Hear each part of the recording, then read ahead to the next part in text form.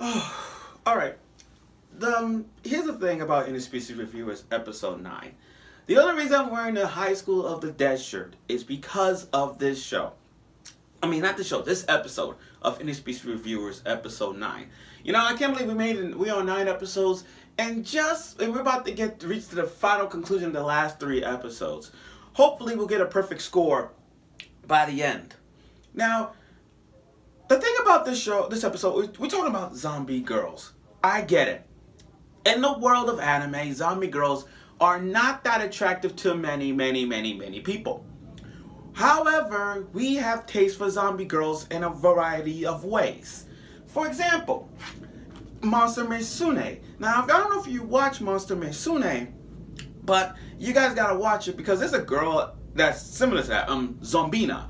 Zombina from the Mon Squad. She's a hot zombie girl. And to me, in Monster Musume, she's like second best girl out of the roster. Other zombie girls, just as the iconics of all zombie anime shows. What about instead of Monster Musume, what about Zombieland Saga? You know, the classic Zombieland Saga, and that was nominated for Anime of the Year at one time. That's considered good-looking zombie girls. Or how about Meme from Kambani of the Iron Fortress? That's an example of one.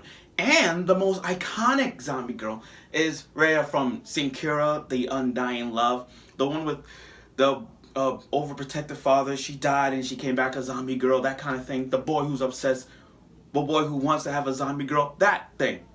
Those are the most iconic zombie girls out there, and they're attractive. So now our heroes, when they help Count Dracula go into not only that, but for their reward, to go to a brothel.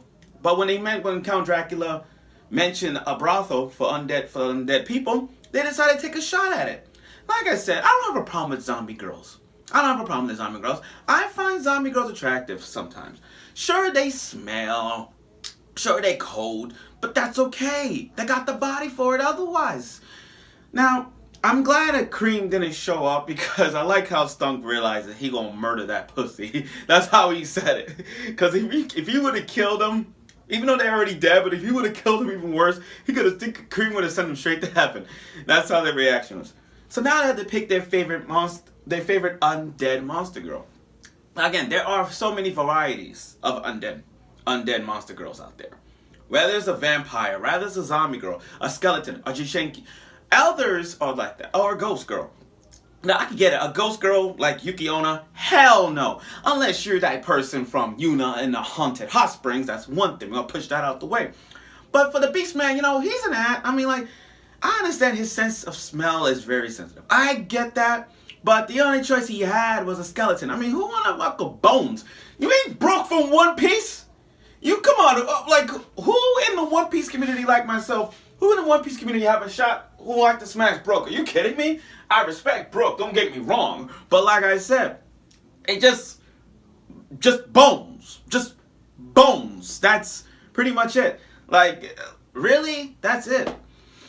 And now Stunk, on the other hand, he decided one shot at this, and it's the receptionist. Who looks hot, by the way. For a zombie girl, she looks hot.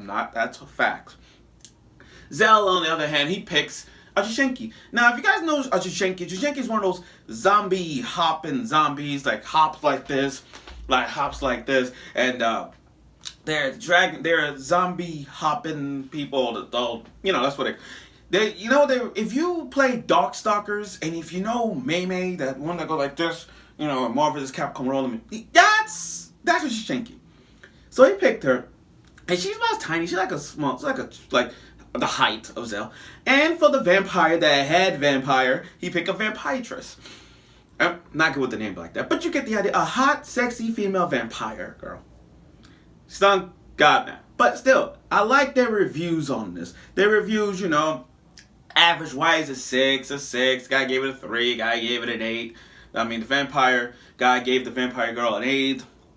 Stunk gave them a 6. Stunk and Zell gave them a 6 because they smelly. Because of the smell and they cold. Me personally, I will give them a 7 or 8 because sure they smell, Sure, they smell it. You gotta hold your nose. I get that. Sure, they cold, but I'm a cold person. Like I was born in the fall, so I can handle the cold. I could handle the cold. But if you're that person who can't handle the cold and you don't want that, that's just your problem. That's like making out with a salamander girl. You can't have her because she's too hot. I can't fuck a girl who's too hot. But with the zombie girls, I'm like, they're okay. That necrophilia type, like if you're into that necrophilia type, okay, that's that. And as for the beastman who was just licking the bones, because he's a dog, I mean, just licking the bones and everything, that's kind of that's the only thing he got. He had no choice. He didn't get no action, he just licked the bones. That's pretty much it. Okay, now as they left, I don't know why, but I think Crim, that angel futa boy, he has the best experience, not only the best experience, but best developing right now, up to this point. I think he developed more than I think. Because, think about it, like from the first episode when we encountered him, he was so like, a shy angel boy, he was so shy, his halo bro can't even get to heaven. He lost his virginity to a cat girl, and then from episodes to episodes, he make out with different interspecies, gender swapping, fuck the hyena girl, make that with every interspecies, make that with every monster girl, and then in this episode, he went to a brothel on his own, and then he did a review on it. He has developed this from a little boy, from becoming a man, and he became a man by going to a brothel on his own and did a review. And he did a review on the slime, not like the slime girls from the interspecies reviewers, not Sue from Monster Musume. He went to a brothel where witches perform magical tricks with slime. So you get the feeling of the slime with their magic. And they did rhyme, the witches did some rhyming thing, like, all that stuff to me. And just using slime. That's pretty much it. Not my cup of tea. Now, what I like aside from that, it's not just them doing reviews, everybody doing reviews. It's like a global phenomenon of people doing reviews. Ourselves, we do reviews. We talk about Monster Girls. Which one do we like the best? And when they read comments of other people's reviews, at first they got mad because they're still in their prop. But it's like what they did evolved, making other people do reviews of themselves. Like, let's say, okay, I have an example. Think about you in the world of interspecies reviewers. Stunk and Zell made out with the cowgirls. They gave them an 8. If I was in their world and I'm Golds and I read their review, and if I go to that brothel they talked about and I did my review on it, I'll give it a 9. You see what I mean? That's what I like about this show. It's not just Stunk and Zell doing reviews. Other people, side characters, regardless, they do reviews. And not only that, a female doing it. Even a female succubus director is doing this. She is directing. Like, she's a director. Even females do reviews on this. It's not just guys.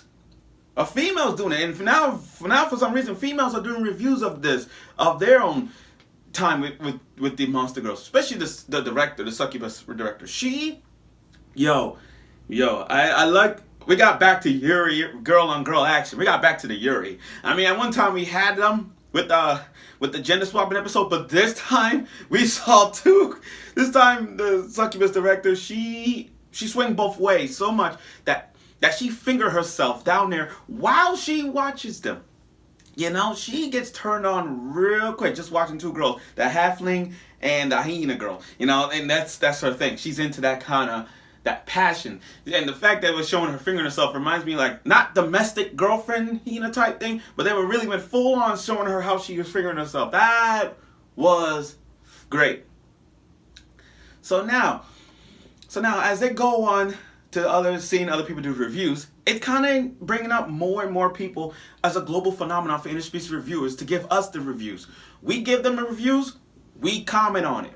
Sometimes we love it, sometimes we hate it, but overall, their comments is giving other people more and more involved in the world of interspecies reviewers. Like us, we get involved with every monster girl we want to have sex with, regardless.